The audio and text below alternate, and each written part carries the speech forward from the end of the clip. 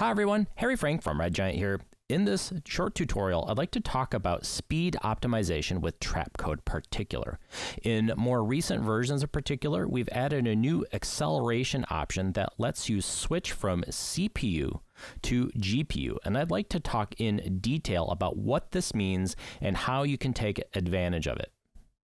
I'm going to jump over to the designer so I can show the speed impact of different parameters in real time as I make them. Now, in general, Particular calculates two different types of data over time, and these types of data are what can slow down your processor. So one type of data we have is point calculations in space. We're calculating massive amounts of 3D point calculations in space every time we generate a particle and its path. So every frame, it needs to figure out what direction the particle is going, as well as what it's doing over time, such as being affected by gravity, affected by turbulence, that kind of thing. So that's one type of data, the actual point calculations. The other type of data that Particular has your computer handle is image compositing. So when we put together different types of particles and we perhaps have them blend using different blend modes, the actual compositing of the particles, as well as things like motion blur and depth of field, that is another type of processing. And for years and years, both of these data types were all calculated in one place, which was on your CPU. Newer versions of Particular, from version 3.0 on, have the ability to hand over the image processing and compositing and depth of field and motion blur over to your GPU, which is a piece of hardware that's specifically designed to handle large amounts of image processing. So I'd like to go into a few specific examples where I can show you how GPU will really accelerate your rendering, and I can go into some examples where you won't see a huge improvement using GPU. And in those situations, I'm going to go through a few tips and tricks to optimize your rendering speed. There's two very easy ways to slow down your processor with Particular. One is to use very large particle types. You notice as I go from small particles, which Particular and my CPU seem to handle pretty well. As I turn this up, you'll see that it significantly slows down. This will slow down even more if I take this particle type and switch this over to a glow sphere. The difference with the glow sphere is that it actually has two different blend modes for each particle. So it has to do two compositing tasks for every single particle that it renders. So as you can see, my CPU just isn't keeping up. Let me go in here and set this blend mode to add. I'll turn up the overall velocity just so we can actually see something going on out in the fringes once it does actually start rendering these particles. There. So we're getting maybe 2 frames a second or so. So at this point, I would say this is a great time to switch your rendering over to GPU. We're not really doing anything complex. We're not requesting a huge number of particles. We're simply trying to do some image processing that our CPU just can't handle in real time.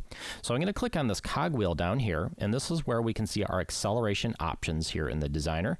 And I'll switch this over to GPU Direct. Now you'll notice there's 2 different modes in here, and we'll cover what these mean in just a second. But notice that simply switching this over to GPU Direct actually speeds this up quite a bit. And this is actually the slower of the 2 options. Direct rendering has your graphics card mimic a CPU, and what this does is allow for more reliable rendering. There's certain situations where streaming just isn't reliable for massive amounts of particles. If we render them in batches, spreading the rendering across your GPU, we can end up with unpredictable drawing order and compositing order. So Direct is a very stable but not as fast way to render.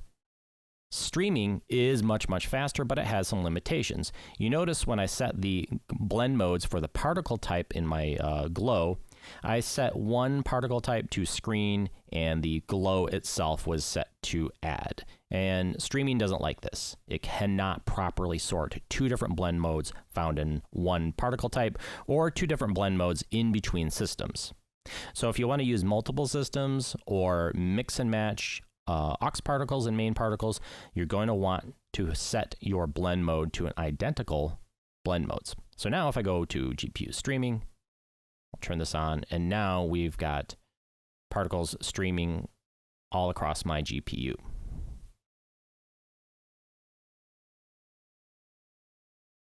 Now, another situation where we will overload our CPU is by loading sprite images. So if I go to my particle type, and I'll set this to a sprite colorize, and load in some sort of image to apply to my particles. So I'll just set this to a 5-point star.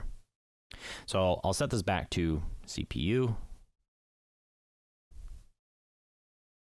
And it starts out okay, but as we compound more and more particles over time, our CPU really starts to slow down. So again, large particles like this, especially sprites or textured polygons, will really overload your CPU. So let's switch this over to direct, and we'll see a bit of a speed bump, and then this will definitely pick up once we set this to streaming. Now, with regard to GPU streaming and custom particles, there's one more limitation that you need to be aware of, which is using particle types that change over time, such as QuickTime movies. So if I go to smoke and fire, I set my particle to be some sort of fire loop. GPU doesn't like this. Streaming is not supported for footage that is a type that could be animated, such as a movie file. So again, this will force it back to direct.